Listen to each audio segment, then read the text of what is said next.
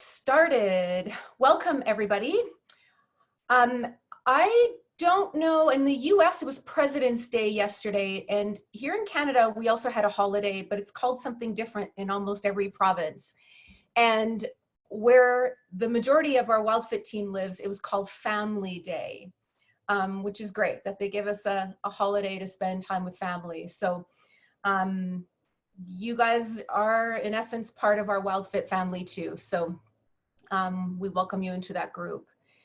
I want to do a little housekeeping from last week. So who had the opportunity to set themselves up on a 14-day challenge and also a 90-day challenge and set up their affiliate link? Just by show of hands.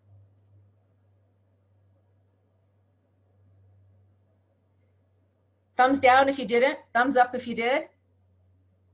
Okay. Okay, and there's some of them in the middle. So maybe you got one done, maybe you didn't get them all done. All right. As we go through today's content, I'm going to ask you to consider why you didn't do it. I'm not pointing any fingers. I'm just going to ask you to consider that. Reminder to continue to send tech-related questions to support@getwildfit.com. And I want to, this goes back into your mission from last week. Okay, Gina, you posted in the chat, just not enough time. All right, time is a very interesting thing. Andrea will probably touch on that today. The I don't have enough time syndrome. So I want to ask you guys, or actually, let me preface this. So in July of 2013, someone had an idea and a vision for something. And this person's a very busy person with a lot of things on the go, running a lot of businesses, very, very full schedule. But he had a vision. So he brought people into his living room to start that vision. Does anyone know who I'm talking about here? This is Eric. And this is the beginning of WildFit. Less than 7 years ago. So in just that short amount of time, which really is a short amount of time, with steady forward motion, with steady action, WildFit is now the brand that it is today. And it, in another 7 years from now, who knows where it will be? Like, I think only magic can happen from here. But I want to ask you guys to think back of what your life was like 7 years ago, where you were 7 years ago. Oh, I saw a couple little eye rolls there. I saw your facial expression. Zlata, I think that's Zlata. I saw you're like, oh boy, 7 years ago. Think back to where you were 7 years ago. And then think back to some of the accomplishments that you're really proud of, the things that you wanted to do and thought, I'm just going to do it, and you accomplish it. Can anyone think of like the things you're proud of that you've done? Now, on the flip side of that are the things you wanted to do, but you put off. Things you wanted to do, but you put off. And that thing or those things might still be nagging in the back of your mind right now, which is really taking up a lot of weight and energy. And I have to, I have to chuckle sometimes. Does anyone here have adult children? Adult-ish children? My son is 27 years old, and he's starting to use this, I'm too old to start that, Mom. And I think to myself, oh my gosh, at 47, if I could only go back to when I was 27 and start the things I wanted to start then. So it is never, never, never, never too late to start something. And is anyone resonating with this? Like the things that you think, if I had actually started that 7 years ago, where could I be now? And you're at a point in your life right now where you're starting something. So there's this common thing that runs through us as human beings. It actually connects us. They say music connects us, which I believe it does. There's various things that connect us as human beings, but there's something else that connects us, and it doesn't have to be that way. There's this little thing, could be a big thing, that is standing in your way, in our way, from taking those first steps forward of starting something.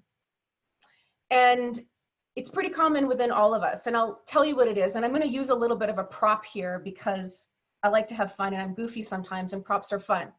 So I'll tell you what my thing is. Oh, there's the thing. It's actually me. We are our own biggest obstacles, and the stories we tell ourselves, the beliefs that we have is usually the #1 thing that's stopping us from getting to where we want to be. So any stories about, I'll never be as good of a coach as so-and-so, and I'll never be able to make this business work. If that's playing around in your mind right now, I'm really glad you're here, because Andrea is going to take you guys on a really amazing journey of really getting honest. And I think, if anything, when it comes to mindset and beginning to change our beliefs, and I know you believe this, Andrea, it starts with getting honest and really raw and real with ourselves, not with the people around you, but with yourselves. And so today's call, mindset and goal setting, strategies to overcome self-sabotage and create success. And as Andrea goes through her content, I want you to absorb it for yourselves. Absolutely. Absorb this for yourselves. And then also consider that many of your clients will be coming into your classes with their own mindset issues. So as you start to work through yours, you can help your clients work through theirs. With that being said, Andrea, I'm super excited for this call. And I'm going to, is everyone else excited for this? Yeah, does everyone else agree that the person in the mirror is usually the biggest roadblock? Great. Andrea, this is all up to you now, and let's roll with it. Hey, thank you, Jackie, very much. Thank you. It's so good to see all your faces. I was also just looking up at the reading in the Facebook group and kind of touching base with where you're all at in the last little bit. I'm excited for, I see a couple people have, oh, sorry, ignore that. A couple people have done their written exam, which is great. And congratulations. And I see, Lori, that nobody liked the Alka-Geyser, or, well, I guess almost nobody liked the Alka-Geyser in your group. So that's great too. That's pretty common. They don't really love the green smoothie. Have them add a little more apple. That kind of helps. Or, they don't have to do just apple. They could do pineapple is really good. So that will often get by them. So maybe have them add a little bit more fruit, and some of the fruits that they're eating in the morning, they can throw in the Alka-Geyser. That might help a little bit. So good. I'm going to talk about mindset today, and I am going to share some personal strategies that I use on a regular basis to control my mindset and my perspective. And I hope by the end of the hour, I know by the end of the hour, there are 1 or 2 things that I'm going to share that will change how you do mindset for the rest of your life. And I know that because some of these things that I've done have completely fundamentally changed my mindset around how I parent, how I live, my relationship with money, my relationship with my family. You know, in a lot of ways, I sometimes giggle. I have no business living the life I live. And what I mean by that is I have an amazing experience on a regular day-to-day basis. And it's not like I didn't come from money. There was no silver spoon in my mouth when I was born. There was, you know, I don't even have a university education. There's times where I think, holy cow, who put me in charge of all this? And yet I know that it is my mindset and the habits that I formed over the last 30 years almost that have created the life that I have today. So I'm going to share my mindset hacks with you guys and goal setting, and I'm going to give you the specifics of things I do. And if you think I'm a little crazy after, it's up to you. You could think that. Try it. It's going to work. And I'll know that because for many years, the people that I work with closely and that I've coached have had some similar results doing some slightly strange things. So, and the other thing I think is people starting a business is one of like the favorite energies that I can be around. There's something about when you're starting a business and you have the opportunity to create the future in front of you, it's the most exciting time. And you know what? It's exciting and it's scary and it's overwhelming. And there's these moments of, oh my gosh, this is amazing, I can do it. What the hell was I thinking? Oh my gosh, this is amazing, I can do it. who thinks I could do this? You know, like it is the up and down roller coaster of roller coasters. Anyone feeling this? Like, I'm going to do this. It's going to be great. Who the thought this was a good idea, right? So those roller coasters are totally normal, number one. And number two, they're not ever going to go away. You know what? It does not matter. I have worked, I know lots of you don't know my background. I've worked with billionaires. One of my clients was he's no longer an active client, but I still know him. He's a billionaire and he's on Forbes billionaires list. And get this, if you have made it to that point in life, you get this cool little black card and there's a number on the back of the card. And if you call the number on the back of the card, they will connect you with anyone in the world. So if you're cool enough to be on Forbes billionaires list, everybody has this black card and you can get connected with anyone in the world. So I have worked with people like that, and I worked with people who have just started businesses. And I will tell you, they all still have the roller coaster every day. Their roller coasters are different. Maybe they're a little bigger. Maybe their stakes are a little higher, or they feel a little higher in the moment. But everybody has those roller coasters, and basically every day. And so I'm going to give you some stuff I use to control the roller coaster in my perspective, and know that all those feelings are totally normal. And it's okay to enjoy the feelings too. You know, it's okay to enjoy the high ones. It's okay to enjoy the low ones. There's nothing wrong with feeling the roller coaster. It is the feeling of being alive. Okay, so the first two things I'm going to talk about with goal setting are kind of like, you're going to go, yeah, I've heard this before. And so I'm going to slide through them pretty quickly, but I am super curious. I would like to be a little bit interactive and actually know what's going on with you guys, because I want to get a pulse on where you're at. So the first one is, get clear about your why. Why are you doing whatever it is that you're doing? I realize many of you are brand new WildFit coaches, so I'm going to assume you want to be a WildFit coach. And I'm going to make that assumption for the rest of this presentation. Why are you doing what you're doing? I'm really curious, what is your big why? So if you guys can share that. Oh, Jason, I totally get that feeling of being overwhelmed. I'm going to tell you guys, while you're writing down your whys, one of my coaches has this saying, and he says, most entrepreneurs are riding the lion. And everyone around them is looking at them thinking, wow, they're so brave. They're riding a lion. What an amazing person. Meanwhile, the entrepreneur is up on top of the lion going, how did I get up here and how do I get off? Just know it's normal. So what are your big whys? I'm curious what some of your big whys are for why you're doing what you're doing. I know for me, why I run my business is to provide financial stability for my family. I'm a single mom. I have 2 kids. It's really important to me that I provide for them. Plus, I'm also a huge provider in the rest of my family too. I kind of assume when my parents need to be looked after, it's going to come back to me. So that means that I better make sure that I'm stable for all those around me.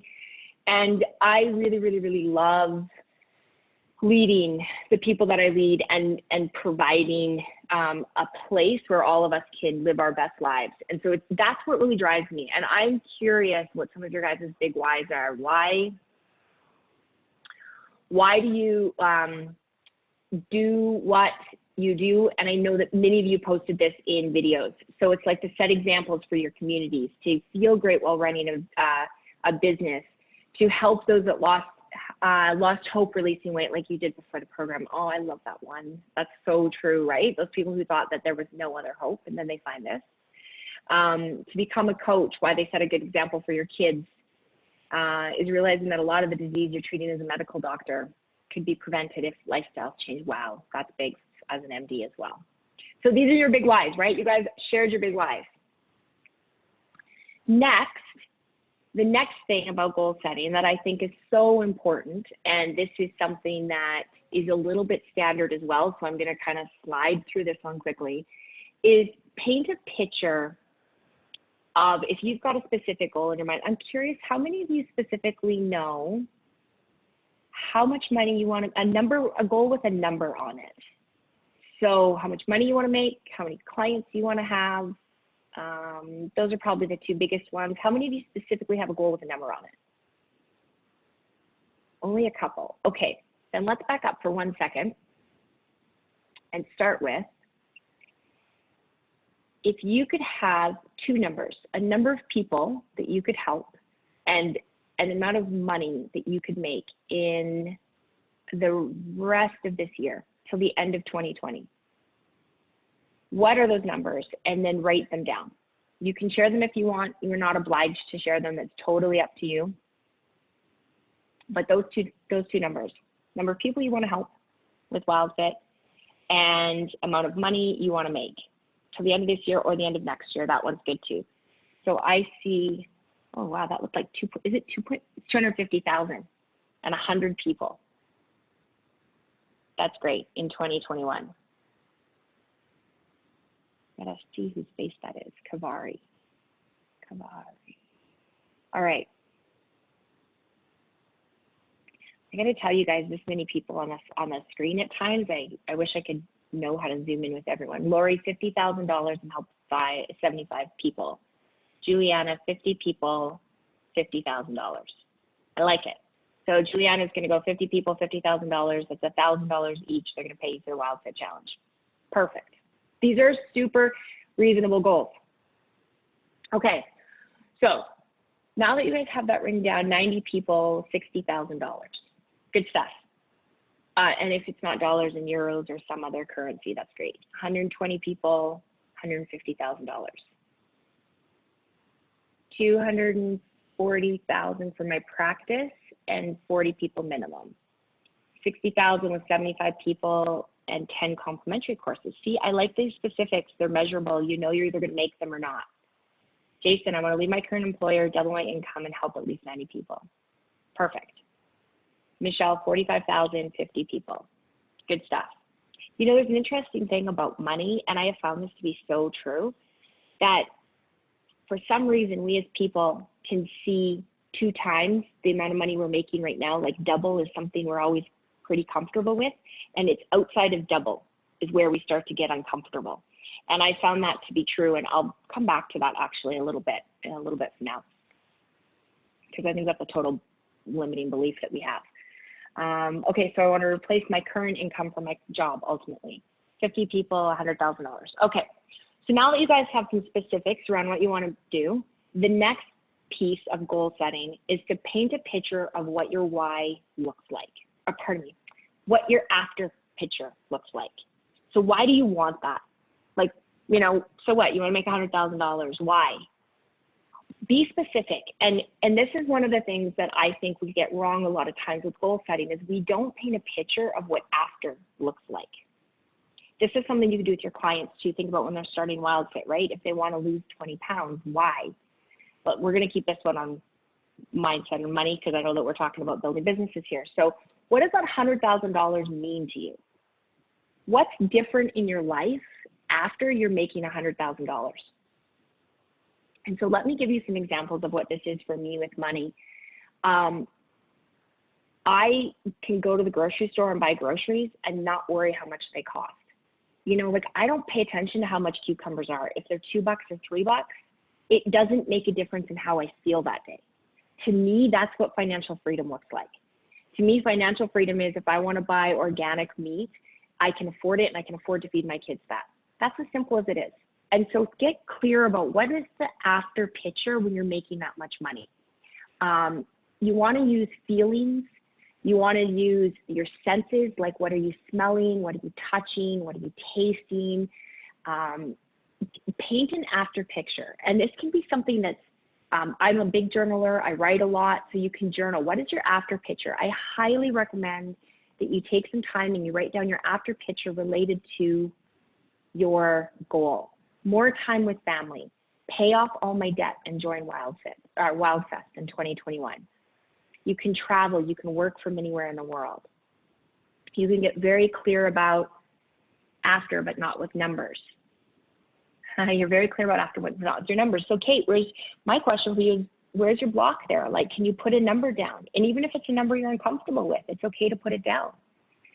Freedom with a 9-to-5 job and spend more time with my family. Okay, guys, these are all great things. And this is what a lot of us say when we set goals. I really encourage you to get specific about little things that are going to be different. So some of mine are buying the groceries and not worrying about how much a cucumber costs. Another one of mine for financial freedom is being able to walk by anything in any store and know that I can afford it. And so it obviously, it depends on what stores I'm in, right? Like if I was in, and I'll talk about that in a little bit, but I was in Saks Fifth Avenue last year in New York. And that one really pushed, like Saks really pushed my level of comfort, because I was like, oh, I can't afford everything in this store. Like, I'm not able to buy anything I want in here. So it pushed my level of comfort versus if I'm in a, regular store and I really can be like, oh, if I want that $500 leather jacket, I could buy it if I want it. And to me, that's the feeling of wealth. It doesn't mean I do buy it, but I could if I wanted. Being able to buy something full price and not something that's just on sale. To me, that is the feeling of wealth. So when you're setting goals and it's like, I want more 9-to-5 time with my family, or not freedom from my 9-to-5 job and spend more time with my family, I encourage you to flip that and say, I want to pick my kids up at lunch, skip school with them, and take them skiing. That's freedom. That's like an after state of something that you can feel, that you can do. So connect to what your after looks like. All right, the next thing after we've done that, let me just go and give a couple other examples. Traveling with your kids. So Leslie, so you want to travel with your kids. Where do you want to go? What are you going to eat? Where are you going to stay? That's what I want to know. And you don't have to know this right now, but where's that place you want to go? You know what I did with my kids this summer? I took them to Paris, and we had picnics under the Eiffel Tower 2 nights in a row. Someone got engaged in front of us one night, engaged behind us the next night. It was so fun. And then when that tower lights up every hour on the hour starting at 10 o'clock, we got to do that twice. And then another feeling of wealth for me was I was able to, we're going to talk about this in a minute with these squashing limiting beliefs, but we were downtown in Paris and they had those Lime scooters were all over, the little green powered scooters, which by the way are dangerous, but they're so much fun. So the kids were like, yep, scooters, can we start the scooters? And at first they said, no, we can't do those scooters. And then I was like, no, that's a limiting belief. I totally can do the scooters. I can afford it. You're my children. There's nobody to stop me. Let's do it. So I unlocked it. I put the app on my phone and we unlocked the scooters and we rode the scooters downtown Paris. And at the end of the trip, when I said to the kids, what was the most fun? They both said the scooters. So that's the stuff you want to get specific about. What do you want to eat? Where do you want to go? Where are you going to stay? How are you going to fly? Get specific about what that after feeling looks like. Jean, okay, we're not where Jean is. This is one of mine too. So to never sit in economy class again on an airplane, ever again, all the legroom. I'm totally with you on that one, because you know what, and I'm not even that big of a person, I'm only 5'5", but man, always flying first class is a huge thing. And then what has to be different in your life to always, never sit in economy again and always fly first class? For some of you, it might just be being able to fly anywhere you want. For me, financial freedom is if a friend is having a birthday party in Los Angeles and I'm free to go, that I can do it and money's not the reason that I don't do it. So for me, I'm free to go, I can afford to go, and I can fly for a birthday party, or I can, do that thing if that's the thing. So get specific, paint an after picture of what it looks like. And I really recommend you get as specific as possible. And it might be little things like you can afford cucumbers and don't care how much they cost. For real, that was one of the things I started when I started working on my money mindset many years ago. Okay, the next thing to do is to meditate on that feeling. So I really recommend you write everything down in a journal and then meditate on that feeling. And what I mean by that is stay in the feeling and think about what does it feel like if, Leslie, you want to travel with your kids and it is going to Paris and it's the Eiffel Tower. What does that feel like, to be there with the kids and the freedom and have that whole thing? Meditate on that feeling, and don't just do this once, do it all the time. Do it often. Every time you have that overwhelming feeling of what the heck am I doing on top of the lion, what you want to do is anchor back to that feeling of why are you doing this and what's driving you. And the meditations to me are more than just sitting and letting nothing happen in your brain, because that doesn't work anyway. You don't just have nothing going on in your brain. Think about who would you have to be to have that result. So Jean, you want to never fly in economy again? Who do you have to become to never fly in economy again? Because you know who I know is not flying in economy? Oprah. She's not flying in economy, and she never will again. I'm certain that woman will never take an economy flight unless she's trying to prove a point. So who do you have to become to never fly in economy again? And you know what? That's an easy one, because you don't actually have to be as big as Oprah to not fly in economy again. There's a lot of people who travel around the world and never fly in economy. Think about who you have to become in order to have that result.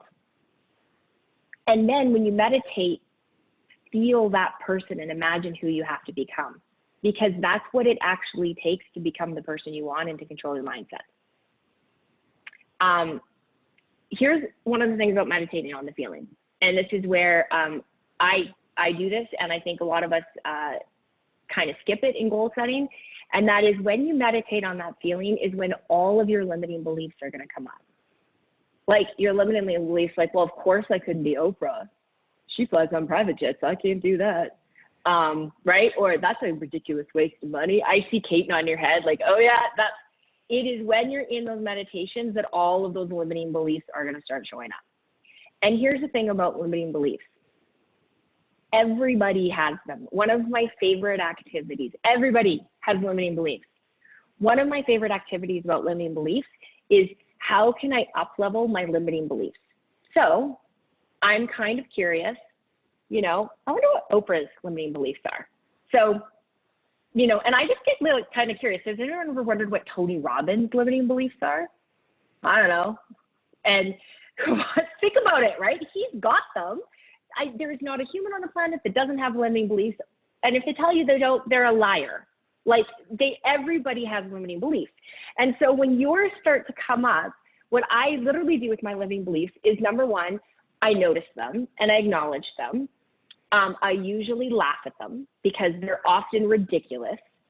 And then if I still don't feel like I can, kind of recognize and be okay with that limiting belief, I start to think about the person that I want to be and what their limiting beliefs would be. Because I promise you, the person that you want to be is not going to have the same limiting beliefs that you have right now.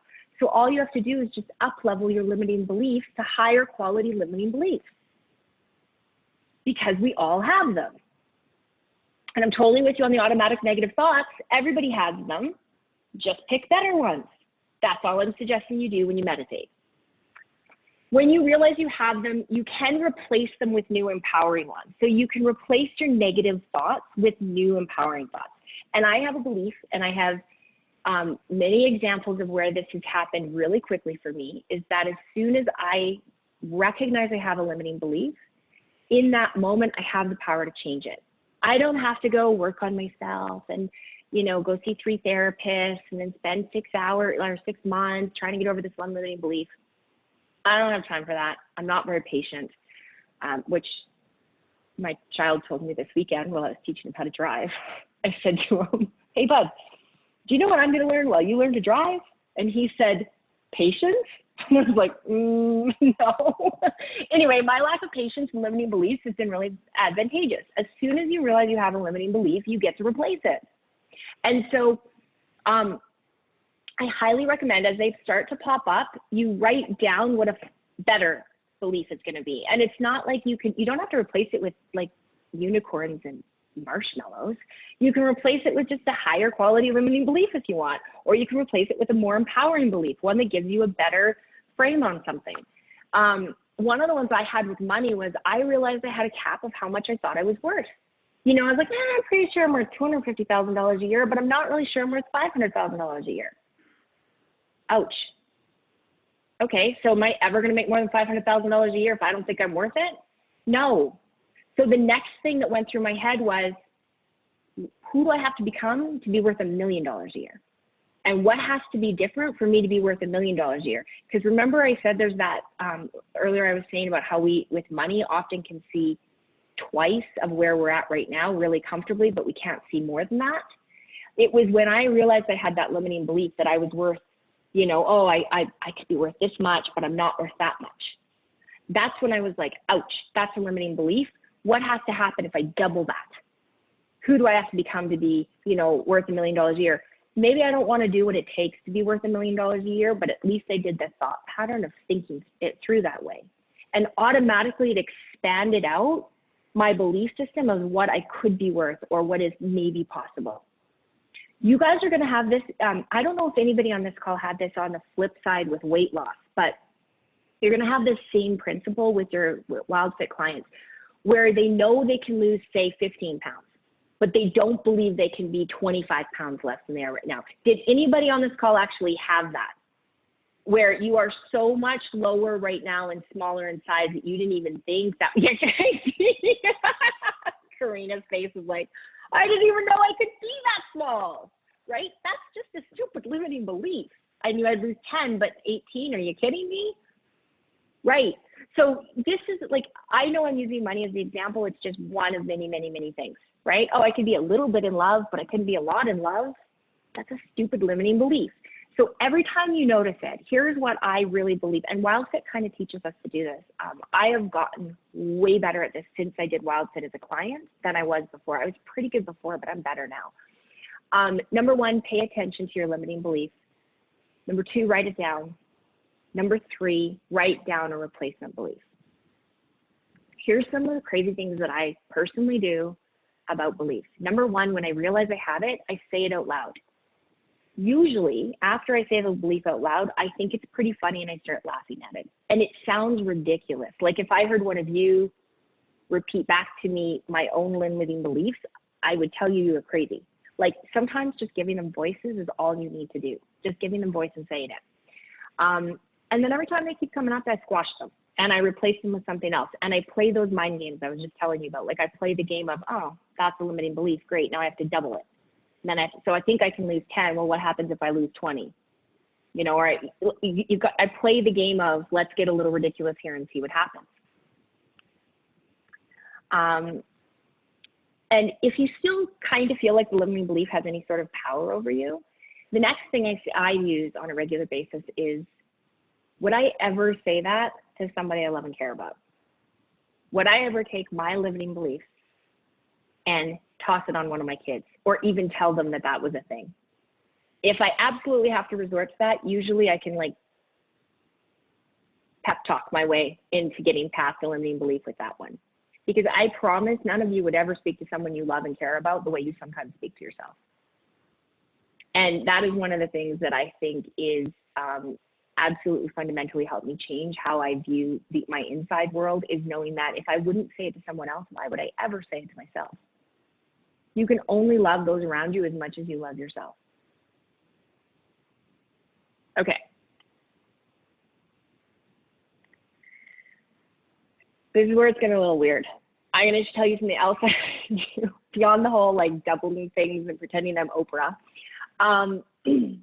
or Bill Gates or Donald Trump or whatever. I'm just kidding, I don't do that one. But here's the thing. The next thing that I've done that I think has made an absolute fundamental difference in my life. One of my clients years ago I was blessed to work on a project with him. It was called Mindspace Design.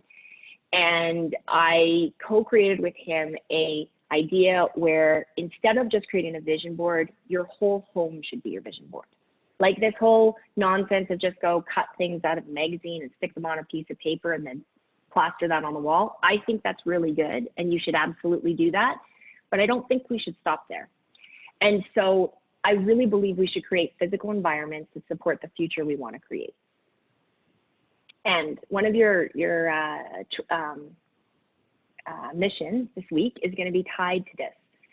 And now that you all have those numbers, when we scroll back, you want to make the 50,000, you want to make the 100,000, you know, whatever it is that you guys had as numbers and what goals you have around your business. I'm going to encourage you to go create a physical environment that will support that. And this is what we're going to do. Number one is purchase an object of abundance. And this is a buy something that signifies where you want to be, anchored into that feeling of what's your future, if it's traveling, if it's freedom from your 9 to 5, if it's picking your kids up, you know, whatever that after picture that you painted for yourself, go and find an object that is going to anchor you to that after feeling. Now, here's the deal on the object. It doesn't have to cost you a lot of money, but it can. I'm going to leave this totally up to you and your personal situation. But what it does absolutely have to be is frivolous and out of this world expensive and something that you think is an exorbitant amount of money on a thing. So it doesn't have to cost a lot of money. This could be toilet paper. Like really, really expensive toilet paper is still only going to cost you 15 bucks. Okay, it's not going to cost you that much more. So whether it's like something that you are going to interact with on a daily basis that you're going to anchor to your future state. Okay, and I call this an object of abundance. Now, I will tell you a few that I have, and then I'm super curious, does anybody already know, like, oh, I know what this thing is that I'm gonna have to go purchase? I don't see anybody with this yet. Okay, I'm gonna tell you a few of mine. Number one is toilet paper in my house. I only ever have really high quality toilet paper. In fact, I quit buying Kleenex because my toilet paper is good enough to wipe your nose with. I don't let crappy toilet paper come into my house. I only bring in high quality toilet paper. Number two, the first item I really did this with was a purse. And I, at the time, thought $400 purse was out of this world, ridiculously expensive. Like, who in the world would spend $400 on future Andrea would spend $400 in a purse, and she wouldn't think twice about it. So I bought a $400 purse. Now, I'm not saying you have to go buy a $400 purse at all. I'm just saying that that was what future Andrea would do, and therefore I went and did it once, and I had one purse.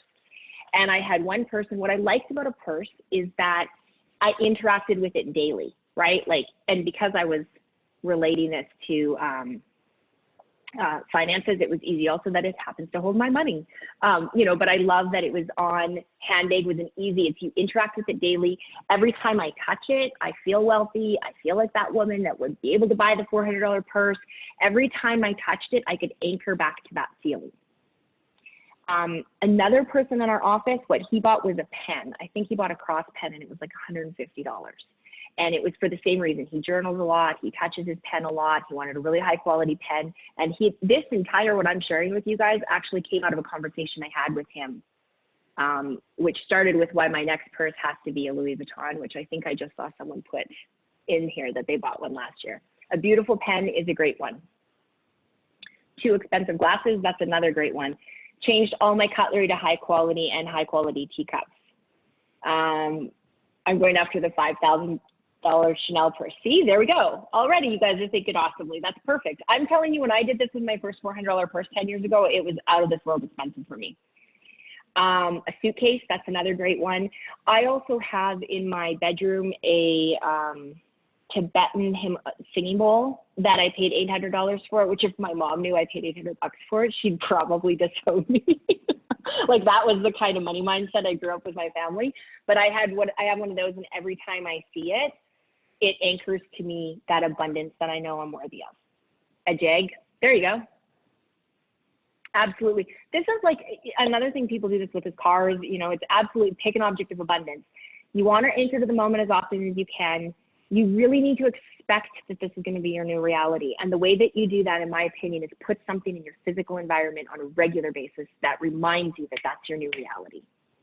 Every time you see it, go back to that feeling. One thing I did when I want to set this with my kids is all about, like, if you want to take your kids to Paris, get them little Eiffel Towers as their keychains, and then and talk about it and make it a reality. You've got to connect into what you want that to be.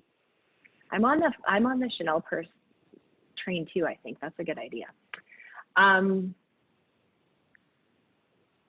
right, how much time do we have left? 20 minutes. I love all these shares. It's awesome. Okay, the next thing is always, always, always live in gratitude. I know you guys have heard this lots of times too, but I think gratitude is an active thing. It means that you have to be grateful for all of your past limiting beliefs. You have to be grateful for every single thing that's brought you to where you are. You have to be grateful that all those past limiting beliefs or ways that you've done stuff in the past has just been protection for you, and that it served to bring you to exactly where you are, and right now is an okay spot. Living in gratitude means that you have the ability to always do and be generous. I think in any place that we're at, we can pause a little bit longer, we can give longer hugs, we can, really stay in a space where gratitude is just how you do life. One of the tools that I know is that you're like gratitude. Yeah, that's a 5-minute journal, isn't it? Is that what that is? Yeah, I was just about to say that. One of the best tools, I think, is the 5-minute journal. Can you show the front of it? It's, Jason's got it there. That is like one of the best tools on a regular basis. I gave one to most people on my team a couple years ago. 5-minute journal, you can get them on Amazon. I think they're $25, and maybe that's your object of abundance and that's your practice. And Sharon said, I have a gratitude buddy. We talk to each other every Tuesday morning at 7:30, no matter where we are in the world. It's changed my life. I bet that's changed your life. How great is that? That is so great. When those limiting beliefs come up, start thinking about things you're grateful for. And sometimes you might just be grateful for, I have 10 fingers and I have 10 toes. You know, I have fewer gray hair than I had yesterday. Like sometimes you have to kind of push really hard to find something to be grateful for. But living in gratitude is one of the biggest ways to maintain your mindset and to accomplish your goals. Number 8, this is what I think, not number 8, sorry, one other one that I think a lot of people don't get, we forget in a lot of goal setting, is start to notice all the ways you've already succeeded. This is something you can do with your clients too. We call them non-scale wins in WildFit. It's something that I think Arielle's probably already talked about, and you're going to learn to do a lot as a coach. You have to start noticing all the ways you've already succeeded. And so, you know, if your goal is $50,000 and helping 100 people in the next year, when you get your first $100, I expect to see a happy dance, because that's already succeeded on the goal of where you're headed to. We way too often think that we have to get to the end goal, and we don't celebrate all the little steps along the way. You know, Lori already has people in the class. You guys have already succeeded. There's people in classes. There's people showing up on this call. There's people having already done their oral exam, their written exam. So look at all the ways you've already succeeded on the path to your goal. And every day, I bet you can find a way you've already succeeded on the path to your goal. Do not compare yourself to other people. Just stay being who you are. Like if I start comparing myself to like Marie Forleo, one of my heroes, I think, oh my gosh, I'll never be that good. And, you know, or Oprah, like, don't compare yourself to other people. Compare yourself to who you were 6 months ago. And this is another thing you're going to want to use in your WildFit coaching. Don't compare yourself to like what else is going on in the group. Compare yourself to who you were yesterday. Probably not yesterday, that's too close. Who you were a month ago. That's it. Starting to notice all the ways you've already succeeded and not comparing yourself to other people are two of the biggest ways that I think you can predict that your goals are going to happen.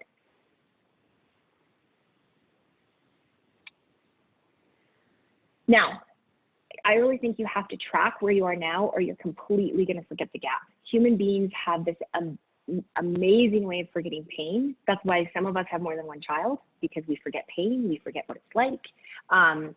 I really think that it's important to notice where you are now. So as you're doing your journaling and you're kind of tracking to what are you setting your goals on right now, think about writing down where you are right now. If it's around like abundance or money or setting your goals, this is where I am now. I have no clients. Cool, that's easy. We can do better than that. You know, I haven't made any money with this business. Cool, we can do better than that too. You know, so start to write down where you are now, because you're going to forget where you are now. And this is another thing you'll want to use with your clients as a coach, is write down where you are now, because it's really cool to look back and track it. That way, when you start comparing yourself to yourself, you know where you are and you know how far you've come. Only emulate people who have the result you want. This is something I've honestly been doing this since I was 20. If someone has the results that I want in my life, I will listen to what they have to say about that particular subject matter. If they don't have the results that I want in my life, I will listen to what they say, but I won't necessarily do it the same way. If somebody has the results I want in my life, I take them very seriously when I ask for their advice. And so as your entrepreneurial journey and your starts, and you want to leave your job and you want to help people with WildFit, and you want to start making money and all of these things that are at the beginning of starting a business, you're going to have, everybody has an opinion, first of all. Like, how many of you have lots of family members who have already given you their opinion, or friends? And it's probably unsolicited, right? What are you doing? My mom, I have a great relationship with my mom. She's staying with me right now, and it's probably been a long enough visit. And it's funny because all that stuff, I'm like, oh my gosh, I remember what it's like when families give advice that you don't want. Oh my gosh, your husband doesn't, only your husband knows you're doing this. Well, then you have not had any unsolicited advice yet. And I don't know how to say your name. Is it Annika? I'm sorry, I'm going to butcher it because I'm super sorry. So here's the thing with your limiting beliefs and only emulating the people that have the result that you want. I really think that in order to accomplish those goals, you've got to pay attention to who you take advice from. Everybody's going to have an opinion. Everybody's going to want to tell you something, and take the opinions more seriously of those who already have the result you want, number one, and then seek out and find people who have a result that you want and notice what they do differently. You know, like if you think about I like the who said about the first class flights, right? Emulate people who always take first class flights. I think this is going to be my next one because I still fly coach. Not for long, but I do. But so, you know, like think about those people who only have those results and how do you emulate them and start paying attention to them. And here's another thing that you can do, and I do this on a regular basis. When you see the result that someone else has, when you see someone else who has the result that you want, celebrate it. So next time you're like checking into an airline flight and you see someone checking into first class, instead of looking at them and giving them the stink eye, you should be celebrating for them. You should be watching them and seeing, you know, like, how are they carrying themselves? What are they wearing? How are they checking in? Do they look happy? You know, pay attention to who are those people that have the results you want, and then celebrate it when you see it. So often we're not taught that. Like, we're not taught to just enjoy other people's experiences the same way that we do. Or pardon me, the same way that we have those experiences. Like, celebrate that. It's something I do on a regular basis.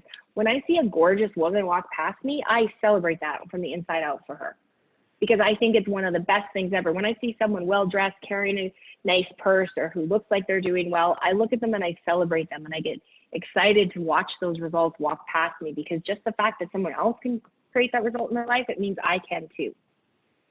You guys are going to want to use this one on your clients as well, right? You're going to have a group of people. One of them is going to be jazzed up and losing weight, and the other one is going to be like, and you're going to get to flip the scales for them. You're going to get to be like, all right, let's talk about what we're celebrating here. And you want the one to celebrate with the one that's jazzed up and doing well. And so that's how it's going to work in WildFit, and that's how it can work with your mindset and your goals. Another big one is watch your daily habits. I think that if you look at someone's habits, you can see where their results are going to be in a few years. Watch your daily habits, you know, and where do you have habits that are supporting you versus habits that are sabotaging you. And I don't have tons of time to go into this today. Jackie, do we have 60 minutes or 90? We have 60, right? Just 60, yeah. Yeah, that's what I thought. Yeah, so we can like do another mastermind thing on habits, but I really think that you need to watch your daily habits. Oh, Michelle, I fly coach and save my points so mom can fly first class. Aw, that's so nice. See, and if that totally jazzes you up, then that's exactly the things we should be celebrating. That is so sweet. What a great way to do that.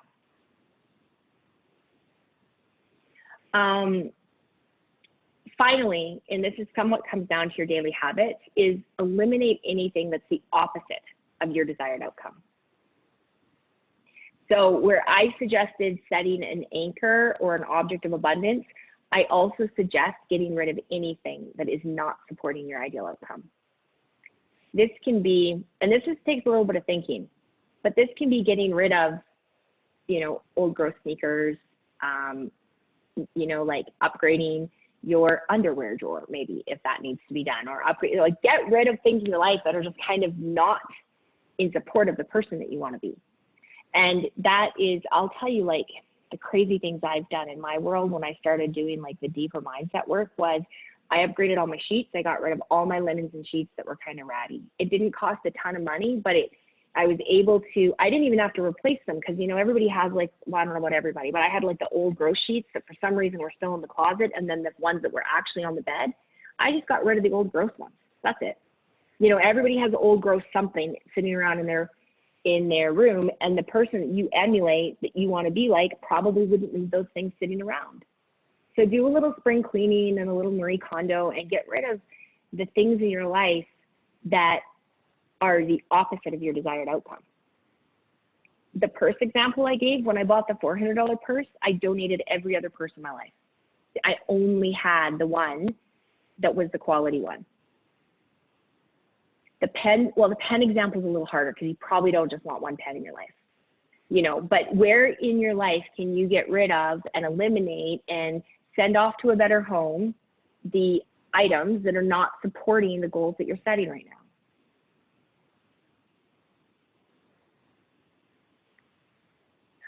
Yeah, totally, Leslie. Slowly been changing your home to be the home that you want. Yeah, and the trick is you can put stuff in and then also just make sure you're eliminating and donating and letting it go to somewhere else, the stuff that needs to go out. And then allow time to do its thing. This is why I think the gap is so important. It's so important that we remember where we were, but just give time a little bit of time. Building a business doesn't happen overnight. It's not super duper fast. It can feel like it's really slow sometimes. And that's why it's really important to be mindful and hyper aware of where you are and where you want to be, and let time do its thing.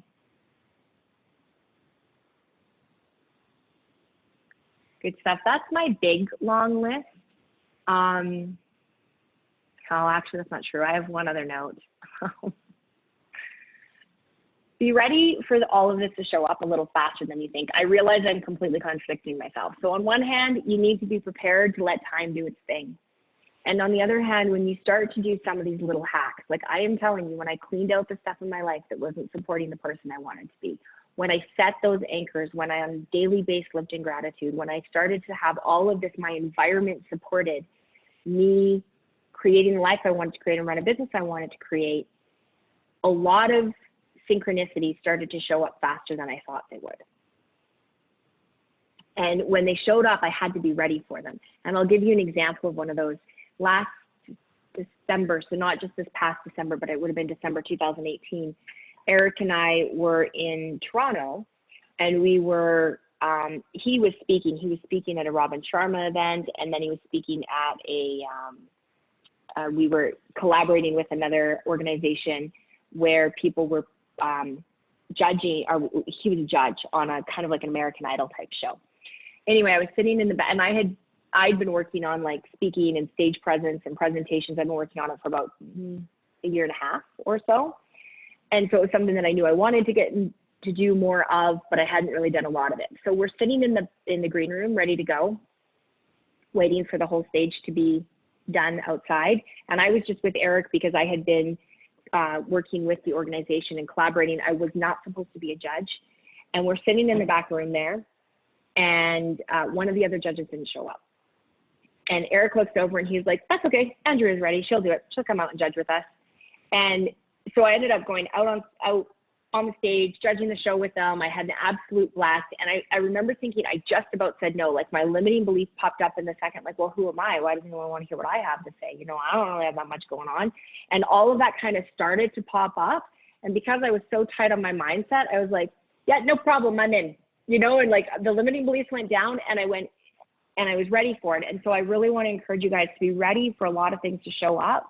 And then when they show up, grab them by the horns and let yourself feel like you're good enough to do that.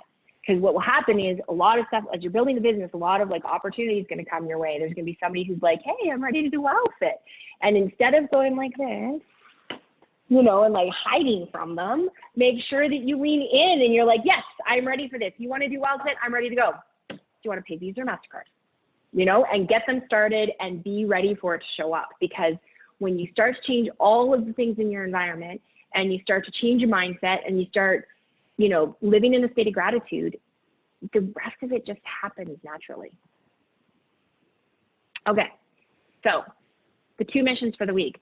One is upgrade one thing at least in your life and anchor it to your goal, you know, and write your goal down. So mission number 1 is make sure you have your goal written down. And then associated to that is upgrade that one thing in your life. And then the second one is, your second mission for the week is, I'm super curious if you guys are comfortable with, would everybody be comfortable with sharing one of their strange limiting beliefs that pops up throughout the week? Because you're going to have some, and I'm curious if anyone's already had some on this call, because we have like not a ton of time, but a couple minutes left. I'm super curious if anybody already had one of those limiting beliefs pop up that you're like, oh my gosh, I can't even believe I believe that? Not yet. Okay. You're going to have some this week. I am going to go through my journals and I'm going to find some of the super funny ones and I'll share them with you guys. But I would like, if one of your missions for the week is to watch for your limiting beliefs and then share at least one of them that you think is really funny or that just is crazy and strange with the group. Because when we do that, what ends up happening is we will illuminate that maybe other people have that same limiting belief, and we can hack overcoming our limiting beliefs a little bit faster as a group. Awesome.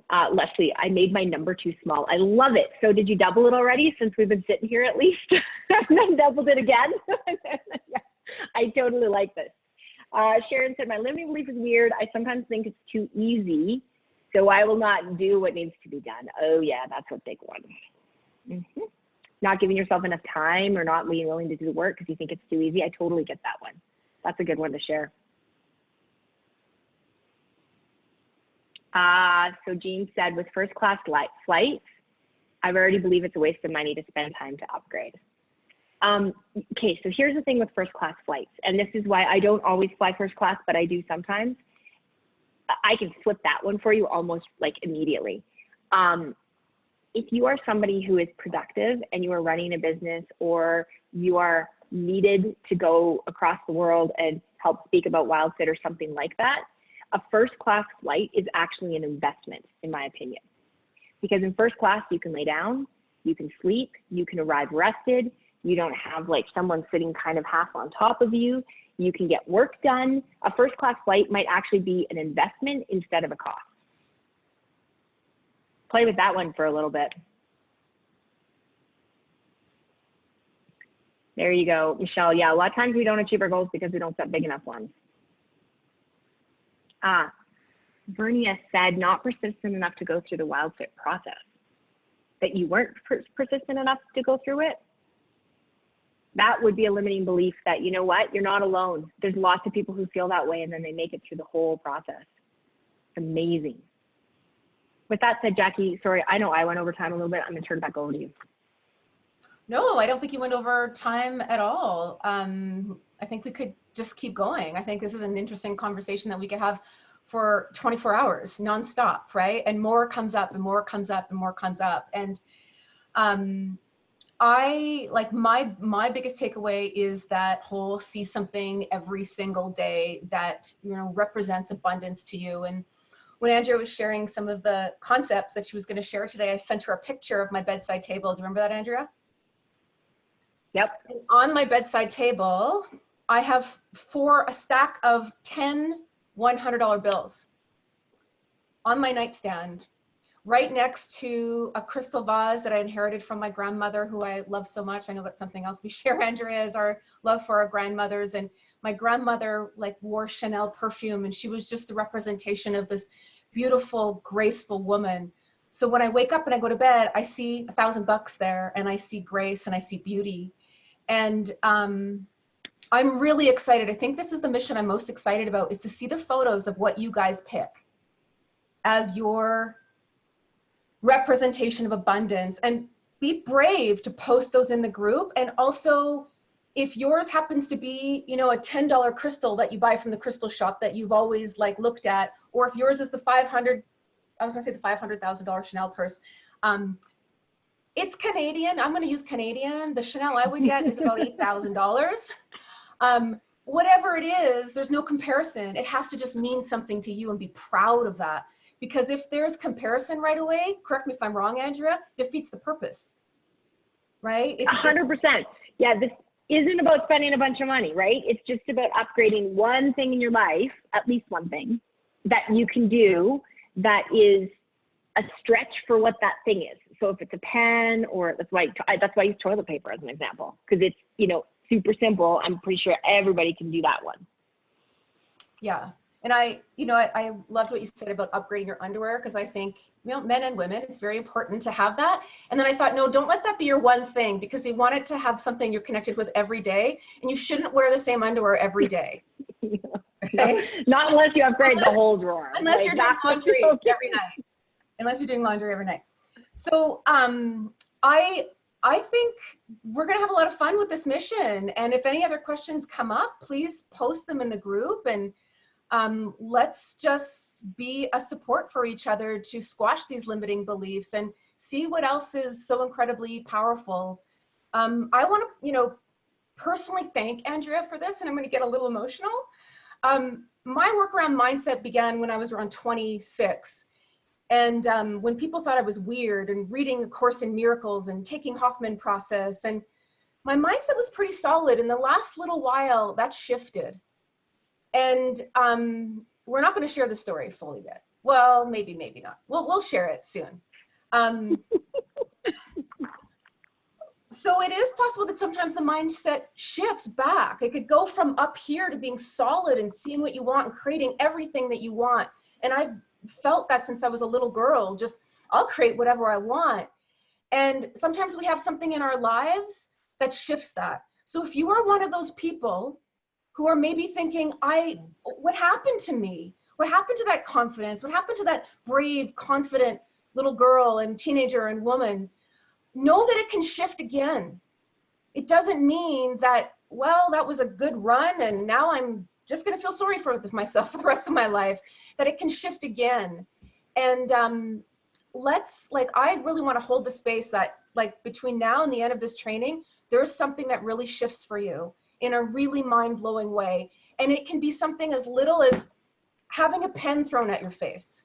Like it can just be something like that someone just wakes you up one day and says, you're better than this. So watch out for that. It can come in the most unexpected ways. So can we all agree to be open on that? Just be really open. And you know, there's not enough first class seats for all of us on one airplane. So we're going to have to fight for them. No, we'll just take multiple airplanes. Exactly. We'll get fighting for it. We'll get our own. We'll charter a jet. You know, on that, a lot of people had travel on here in first class. I was recently in Toronto and had the opportunity to upgrade to business class in the Dreamliner for $300, which was like unheard of. And I just snapped on it and just got on that. And I had my own pod and a big screen TV, and it was just the most luxurious experience, and I am tainted forever. I wanted that airplane to fly around all day long. I'm like, I don't want this feeling to end. Because now I know what happens on the other side when I get on an airplane. I'm like, I know what happens in those pods. I know how they're being treated and how they feel. So, I mean, some people might take it for granted, of course, but I hang on to that feeling every day. And that's how I want to feel. So I'm glad to be on this ride with all of you. And thank you, Andrea. That was super powerful. You're very welcome. I'm super excited for everybody on this call as well. And I think, yeah, I'm just super excited for you guys. Know that this comes, and all these little tactics are just to bring you from when it's like, what am I doing up on the lion here, to like, no, I got this lion handled. Don't worry about it. So, you know, all these little helpful things is to help maintain the mindset when, you know, the mindset goes like this, because that's what happens. All right, so shall we? Thank you guys so much. Shall we unmute everyone and you can close it off, and we'll unmute everybody so you can. Yeah, super great. We'll close it off. I don't think I'm with you guys next week. Pretty sure I'm not. Hang on, let me check real quick. Next week we'll. But I will tell you. Stories, your WildFit story, and how to turn that into an invitation for someone to give you their contact information so you can start building your list. Yes, which Jackie's going to do an awesome job of teaching you guys. I will tell you guys too that this was not intentionally planned. Turns out I'm going to New York this weekend, so I will also be adding something like an object, because as I was talking through getting ready for today, I thought, man, it's been a really long time since I've up-leveled my thinking around just kind of like my own frame in the world. So I will share my shopping experience with you all as well. So, Kate, will I do a video on habits? Yeah, I will. You know what? Absolutely. I'll do a video on habits for you all, because I have lots of kooky habits, just like I feel like I have lots of kooky mindset things. So yeah, you bet I will. Sounds good. Thank you guys so much. Have a great one. Oh, are we taking everyone off mute?